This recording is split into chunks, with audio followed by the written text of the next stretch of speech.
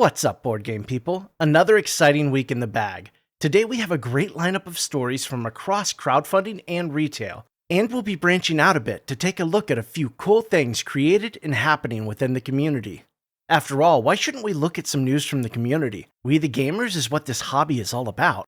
Before I begin, I want to thank the members of my Patreon. Their support is making it possible for me not to take money from any game companies, stay independent, and deliver my own completely unfiltered opinions. Thank you all so very much. I'd also like to extend a big welcome to the newest Good Thump member of our Patreon, Jason Velez.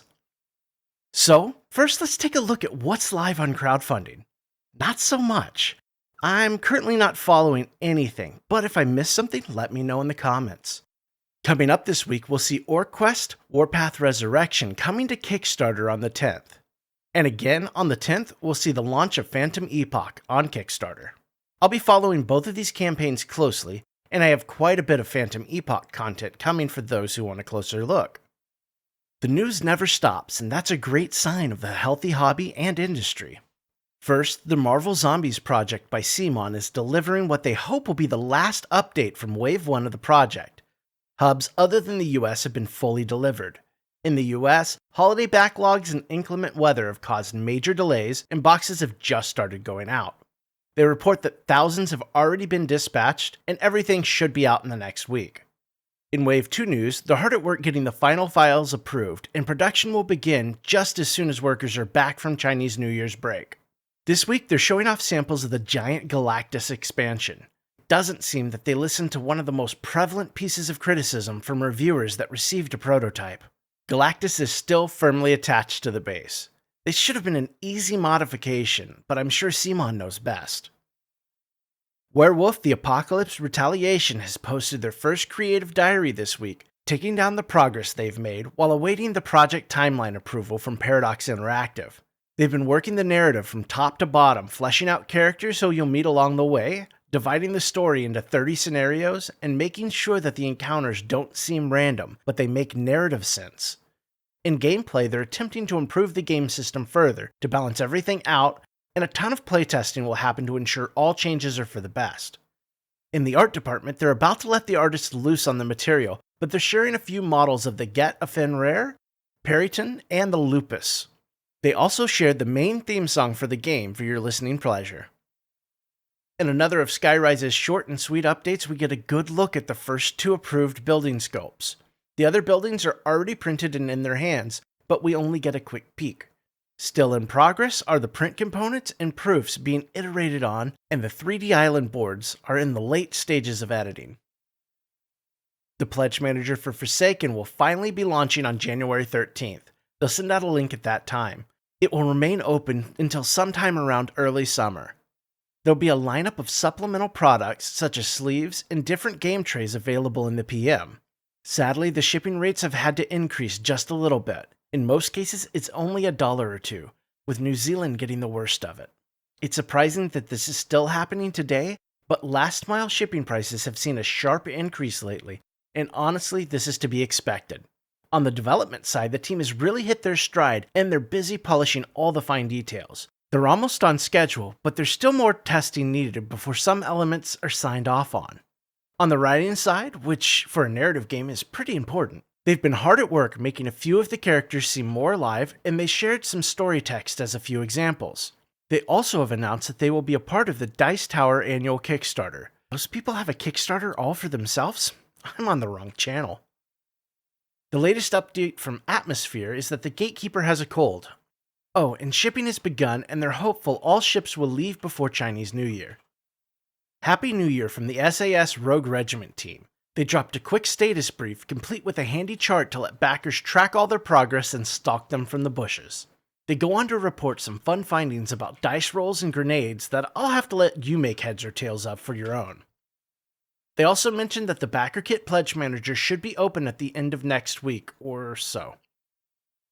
Dungeon Crusade will be starting production following Chinese New Year. Printing should complete in March, and then our games will be headed to us. The Pledge Manager will for sure be closing in February, so there's still a little time to grab a copy. A new project update should be coming very soon. The pledge manager for Final Girl Series 2 is fully locked. If you missed finishing it out, wait until they unlock it once more when things have started to arrive at backers' doors. In freight news, Asia packages should start shipping after Chinese New Year. Australia and New Zealand's ship will dock around January 19th. In the EU, it should be import on January 28th. For the US and Canada and the rest of the world, it should dock in the US on January 31st. Everyone should have their Wave 2 packages in Q1 of 2023. It seems they're not just sitting on their thumbs either. Season 2's gruesome death books are still 2 to 3 months out. The Make Your Own Item tool is also in the works and should be available in Q1. Finally, they've already confirmed Series 3, and now they're hinting at the first content, saying that back in Series 1, they alluded to 2 different types of killers for Series 3. You'll have to go dig if you want to find out more. Ivion has seen 66% of backers finish their pledge managers. I'm one of the delinquents. Make sure you get it done soonishly. Over the last few months, they've been going over the print files and doing revisions with the manufacturer's requirements. They're also putting in some sweat and tears, getting the rulebook to an even better shape than Season 1. They heard the suggestions and have been taking them to heart. What you should see is a rulebook with clear explanations of advanced concepts such as deck customization. They're working on pre-production copies, and the project is still on track for September 2023 delivery. A quick update from the Vampire Masquerade's chapters tells us that the English version of the game somehow had a few German pages sneak in on Chapter 13. They caught the mistake and they reprinted the books and have added them to each game box manually. The English version will be shipping in the next few days. Shipping of localized versions of the game should start sometime around the end of February. They also have been joined by a new project coordinator, Genevieve. It seems that the Thinning Veil will be returning to Kickstarter at some point in the future. The campaign page needed some work, and they absolutely needed more press coverage. Hopefully we will see a more comprehensive page, some outside previews, and a more focused approach to how things will be added to the campaign. The concept still calls to me, but honestly I want to see more about the game and a steadier hand from the company before pulling the trigger again. Soul, Last Days of a Star has posted their first post-funding update, giving us some quick news and a bit of chills with an excellent narrative introduction. Check out this update. The intro really hit me in the feels. Anyway, the plan as laid out walks us through the basic steps of getting through production and to your doors. Remember, there is no pledge manager for Soul. It will, however, be available on their website once backers have their copies. Idols of Torment has just charged cards on Backerkit, and they're talking fulfillment. The first stages of fulfillment will happen in January on the 13th, when the Game Pieces set STL and all 72 Idol model STLs will be delivered to backers via My Mini Factory. If you don't have an account there, you'll need to set one up. It's a wonderful site, so be sure and take a look around while you're there. More fulfillment news to come. A quick note from the Return of the Dark Tower campaign states that retail pledges will be locked down on the morning of January 13th.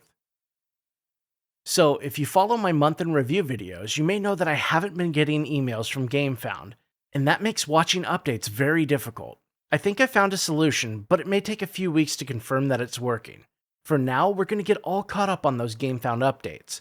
If I miss anything, I'm sorry, but here are the latest updates from the last month or so. The Pledge Manager remains open for Ancient Blood, the Order of Vampire Hunters. Their support team has been reworked and they're working through all of their backlog emails and tickets throughout January. Tamashii, Chronicle of a Sin's Pledge Manager is now open. It'll remain open until February or so. Late pledges are welcome now as well. Shipping prices look to have risen about €2 across the board. Like I said, this is pretty standard. They should be back later this month with more development news. More miniature renders are in for the Tainted Grail Kings of Ruin. These are some gnarly looking renders. Hopefully they'll make the transition to plastic well. Game development is progressing smoothly and they're looking for 5 people to help blind test the new prototype. You can apply by emailing them. Details are in the update. The Pledge Manager for 20 Strong launched mid-December and is still open. For many, this will be as quick as filling out your address as the shipping was free. Loved it. Would recommend. Will back again. Chip Theory is crossing their I's and dotting their T's for Burncycle, and printing is quickly approaching. They're finalizing the very last files to send to the printers, and they remain on schedule for April delivery. They go on to share quite a few graphics illustrating some of the components, the miniatures, and even the new boxes. With the latest update from Castles of Burgundy Special Edition, we're seeing some of the PU samples for the building miniatures. The miniatures look great, as do the player aids they shared. They'll be back with some Sundrop samples and the new water bases for ships. For Lawyer Up, the Season 1 files are prepped, and the Season 2 files should be ready this month. They've posted an updated rulebook to pore over, and in this iteration they're focusing on clarifying how each of the different cases should play out, and addressing the FAQs from the first season's print run. They're seeking to put the same level of detail into the Automa for solo play. Lobotomy 2 has started to arrive at backers' doors. Personally, mine took forever to move from label created to actually arriving, but once it moves, it's very fast. In their latest update, they offered an excellent STL for the Huntsman Tower to replace the Hunt track with a 3D model capable of holding the Hunt cards and the Huntsman. They also shared the Infernal rulebook in this update. Late backing is still open if anyone wants a copy. In Robomon news, the print and play files for Island Adventure have been a bit delayed, missing the Christmas estimate, but he hopes to have them out soon. We got a quick rundown on the project status and things are looking pretty good. The graphics designer is set to start working very soon. Sleeping Gods has had big updates since I last received my email. The most recent news is that the pledge manager is closing very soon. Please make sure your pledges are locked in. The files for Distant Skies have officially been sent to the printer. Next, they're turning their eyes to Primeval Peril. They wanted to flesh the game out a bit more from the print and play version, and have a shorter rulebook and faster setup time. This is a short game, clocking in at around 2 to 3 hours, with incentive to replay to complete all the quests, find every adventure card, and maximize the in-game score. To complete that section of the update, they posted some pictures of some of the final components for Primeval Peril. Finally, foreteller narration is being worked on and should be complete and released sometime in the first quarter of this year. Elder Scrolls V, the Skyrim adventure game, has given us a post-Christmas shipping update. In the US, things were a bit delayed due to storms, and all packages should now be in couriers' hands.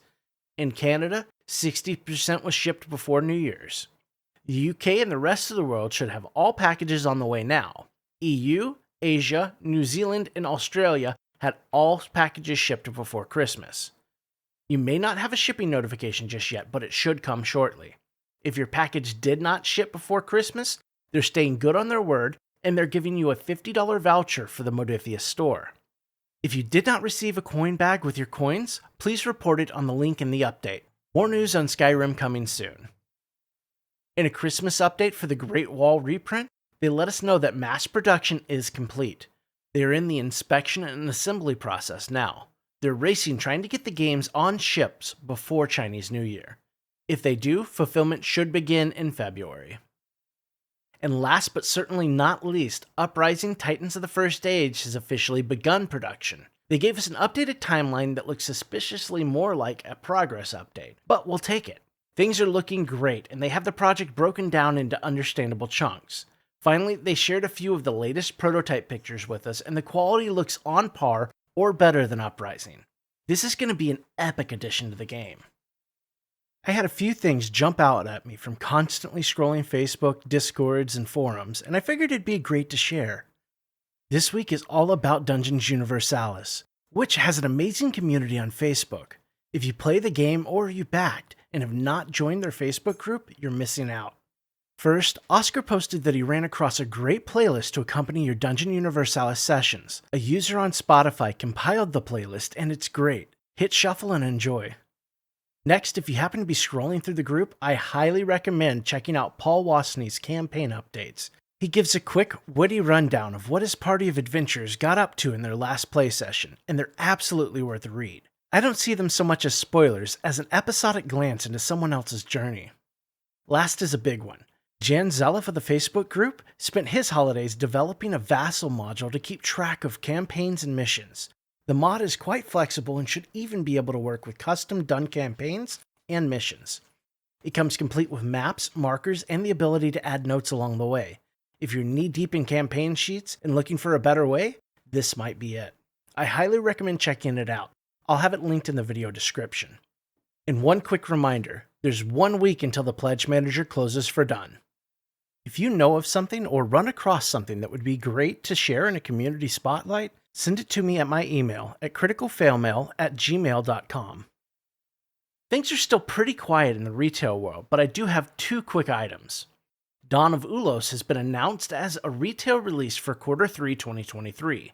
This game is set in the role-player world, shared by Role Player Adventures. Dawn of Ulos will have players playing as gods, wagering on the rise and fall of mortals. As gods, they have influence over 10 different factions, and they pit them against each other on a modular map. Whoever wins the game wins the favor of the creator as well.